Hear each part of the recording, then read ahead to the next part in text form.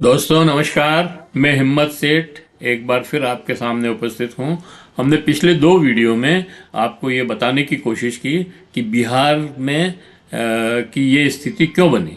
जो बिहार बहुत ही प्रोग्रेस कर रहा था, जिस बिहार में बहुत पानी है, नदियाँ बहती है बड़ी बड़ी, और जिसमें इतने सारे उद्योग लगे थे, वो बिहार इतना पिछड़ क्यों गया।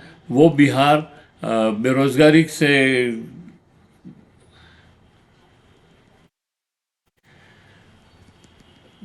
बेरोजगारी से इतना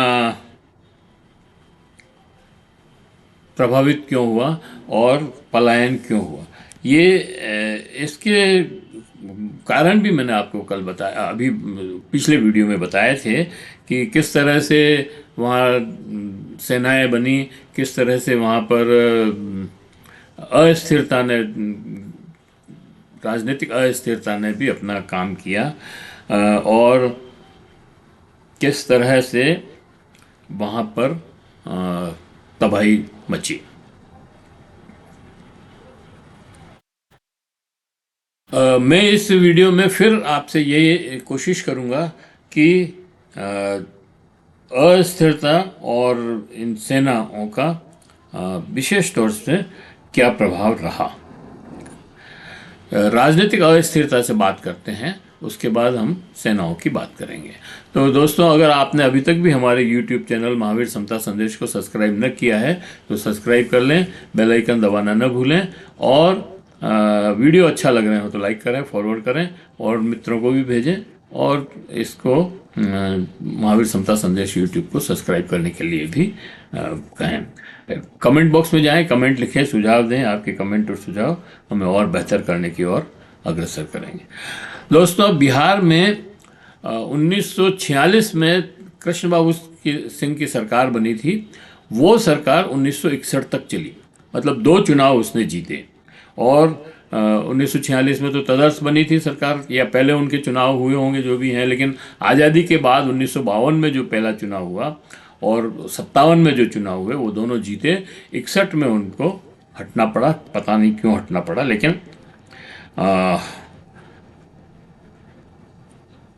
लेकिन उसके बाद 1961 से 1990 तक 29 वर्षों में 17 मुख्यमंत्री बदले। ये दोस्तों बहुत ही अजीब स्थिति है। 17 वर्षों में 29 मुख्यमंत्री बदले। और ये 1990 से 1905 में सत्ता का जोर जातीय ध्रुवीकरण और कोर वोट बैंक पर रहा, नीति पर नहीं। प्रत्येक 2-3 वर्ष में सरकार गिरती बनती रही, राष्ट्रपति शासन लगता रहा। कैसे असर पड़ा? उद्योग नीति नहीं बन पाई। हर नई सरकार पुरानी नीति रद्द कर देती थी। निवेश प्रस्ताव 2-3 साल की अस्थिरता में अपने आप खत्म हो गया। फाइलें वहीं की वहीं रही। केंद्र से टकराव, कांग्रेस बनाम समाजवादी और फिर कांग्रेस बनाम जेपी लोहिया धारा, फिर मंडल कमंडल संघर्ष ने राज्य केंद्र संबंधों को अस्थिर किया। केंद्र ने कई बार बिहार को लो पॉवर्टी स्टेट की तरह ट्रीट किया। भ्रष्टाचार, कमीशन और राजनीति, राजनीतिक अस्थिरता में अफसरशाही को मुक्त कर दिया। आज ये सरकार है, कल कोई और, अपना काम निकालो। बड़े उद्योगों के लिए जरूरी single window system, industrial land bank, power assurance, इनमें से कुछ भी नहीं बन सका। प्रशासनिक अफसरों की भूमिका अपने आपने सही कहा। 1950 से 70 के दशक में बिहार से आईएएस, आईपीएस, आईएफएस, रेलवे, डाक, बैंक, सेना सबसे ज़्यादा अधिकारी निकलते थे। लेकिन समस्या यह रही कि दिल्ली में पोस्टिंग लेकर वे बिहार की ओर ध्यान नहीं देते थे।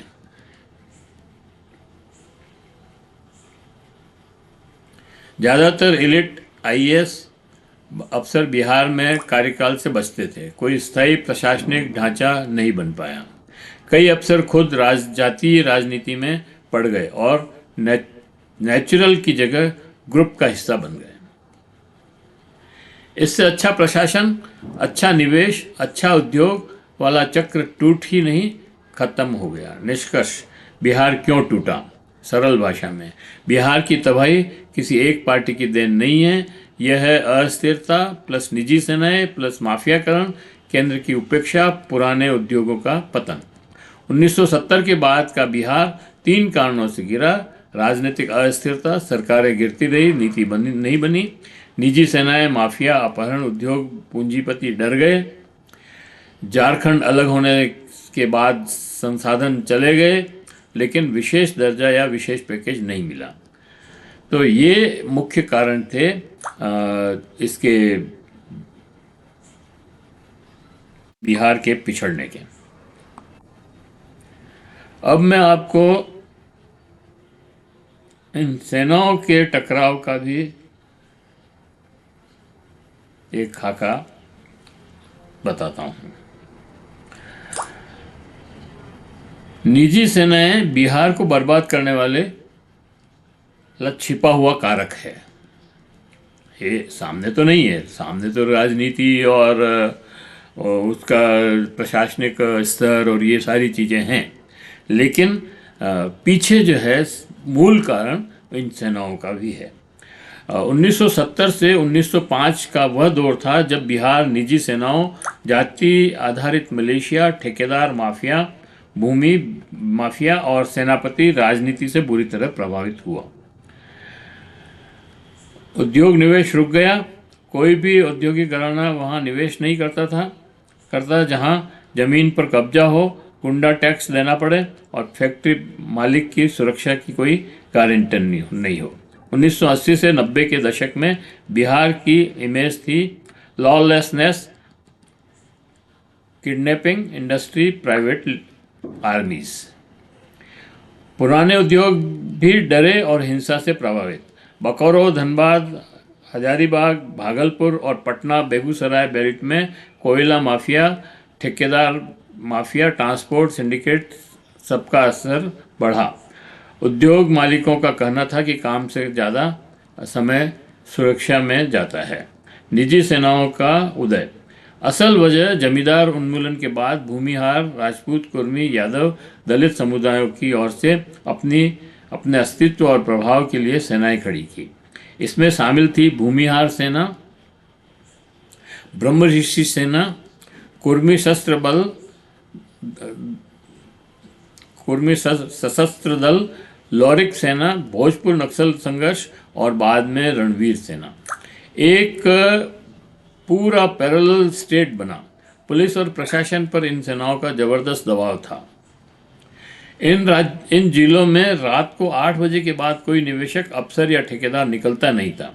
यही वह दौर है जब टाटा, डालमिया, बिरला जैसी कंपनियां बिहार में कोई नई इकाई लगाने से हट गई। तो ये कुल कारण रहे इसके तबाही के। एक कारण और है दोस्तों, उसकी हम अगले वीडियो में चर्चा करेंगे, और वो है बिहार में लगातार बाढ़ का आना, पानी का तेज बहाव से नेपाल और ऊपर की तरफ से पानी आना, जिससे सारा जो विकास और सारी जो योजनाएं थी वो बह जाती थी। पुल बह जाते थे, सड़कें बह जाती थी, और ये जो डैम है वो टूट जाते थे। डैम बनाने में और गांव के गांव कटाव से, नदियों के कटाव से गांव के गांव प्रभावित होते थे। तो ये भी एक बहुत बड़ा कारण था इस बिहार को कमज़ोर बनाने में। उसमें भी अस्थिरता, राजनीतिक अस्थिरता सबसे बड़ा कारण थी, और उसी पर हम अगले वीडियो में चर्चा करेंगे। जय हिंद, जय भारत।